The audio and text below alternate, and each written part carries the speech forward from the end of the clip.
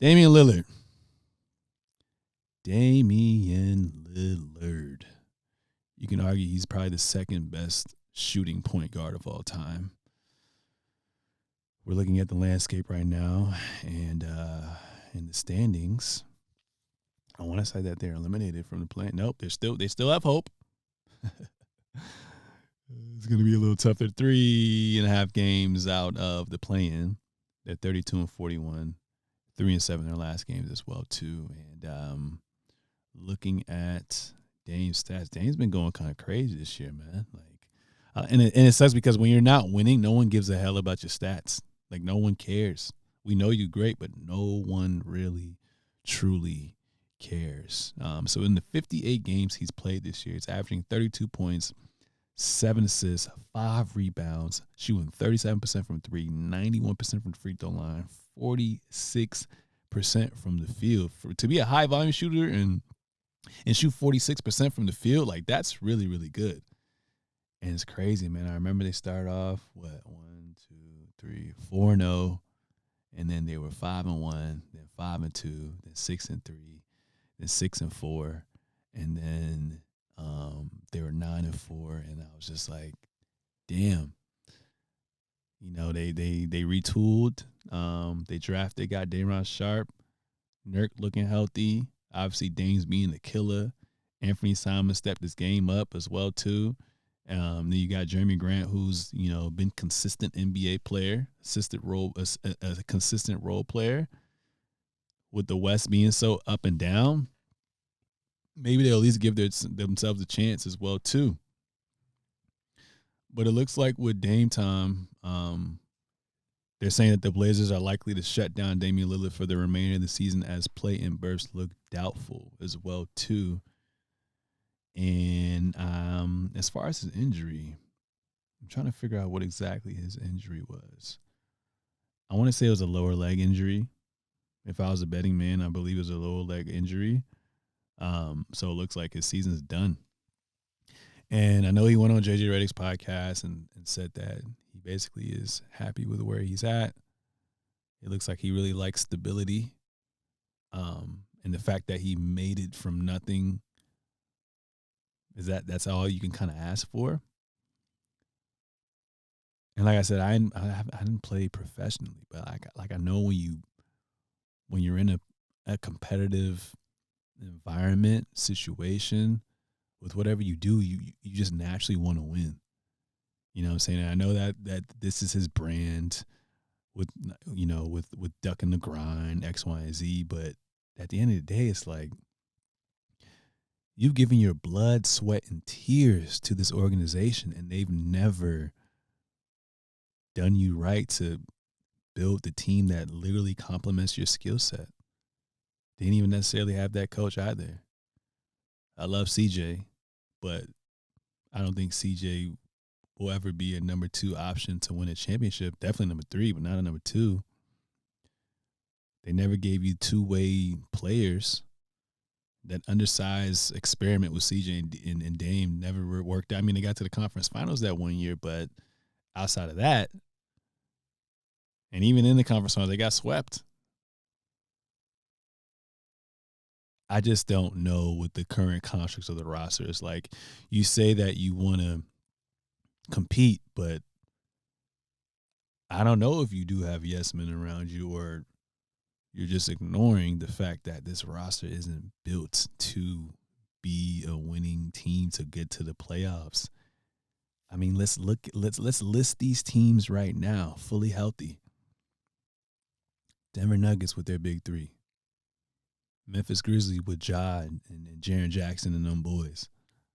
Sacramento is on the rise right now. Phoenix Suns got a good window with KD. Clippers can never count out Kawhi and PG and Ty Lue. Golden State, self-explanatory. Pelicans are going to get Zion back, and hopefully he can stay healthy this year. Soda, Karl Anthony Towns, like I said earlier, one of the best bigs in the game. And then you got that with Anthony Edwards, who's upping his game to another level. Rob did with the Lakers, reconstructed that roster. They're probably going to go to the playoffs this year. And they got depth. OKC. We forget about Chet. We forget about Chet, and then they're going to get another player out the draft this year. Dallas probably going to retool and try to build around Kyrie and Luka. So outside of that, you're not playing for nothing. So I'm just trying to figure out, like, what do you want to do? Like, it's cool to check all the boxes with the stats and lead the team in most threes made, most points, most rebounds, most assists, most games played, and all that. But it's just like, I know this part of your ego, Dane, that's just like, yo, I want to win. I know Spencer Dinwiddie came out and said, you know, unless you're Bron, Kobe, Shaq, blah, blah, blah, blah, like no one's going to remember. We going to talk about this.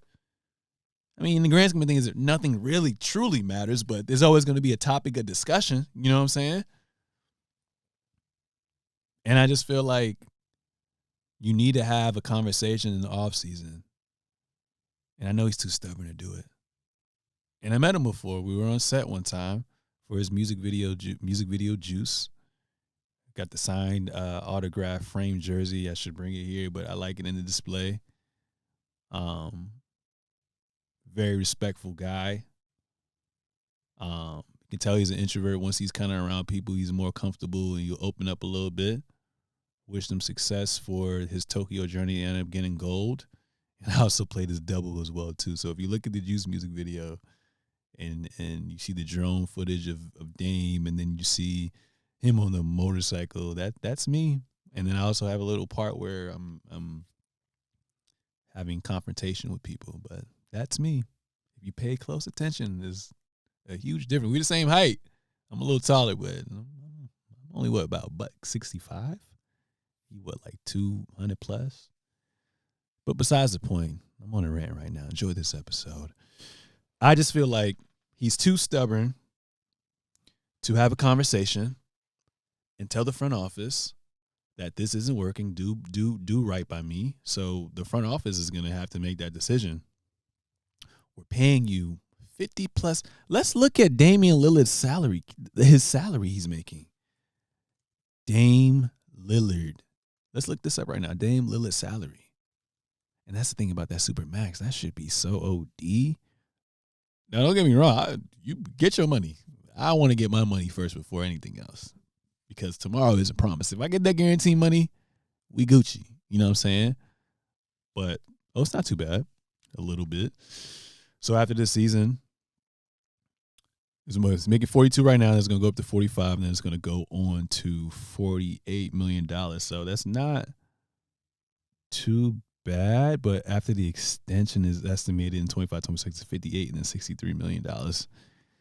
So unless the salary cap goes up, like, he's literally 2 max players, so you got to kind of trade him now and try to win in the next 2 years before the salary kind of goes up as well too. But in having said all that, going back to what I originally wanted to say before I wrap this up, this topic up, is I think Damian Lillard needs to have a conversation with the front office, but it has to be on the front office's standpoint, and they just have to say, hey, we love everything you did for the city. You're always going to be immortalized here, but we want to go a new direction because clearly with you, we're a small market. We aren't able to put the right pieces around you, and we're young.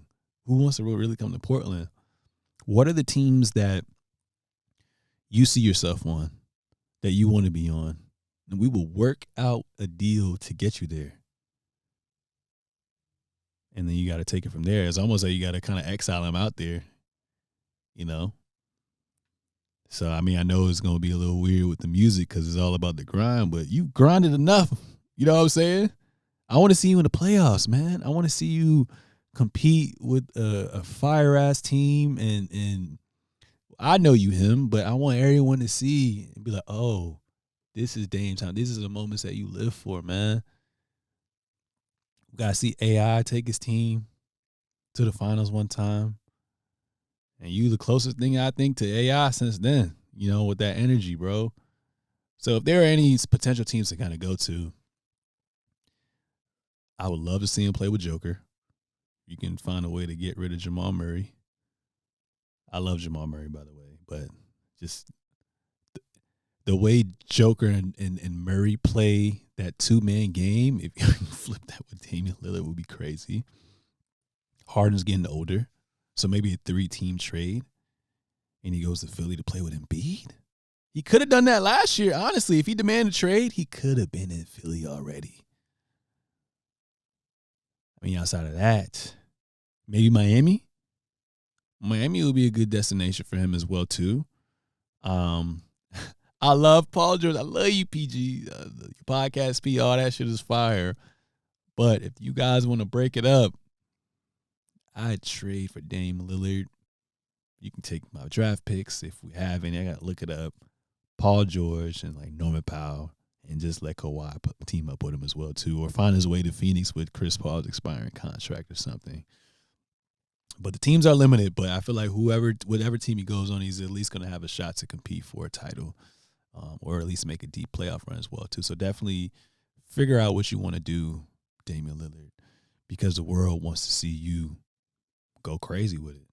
We definitely want to see you go crazy with it as well, too.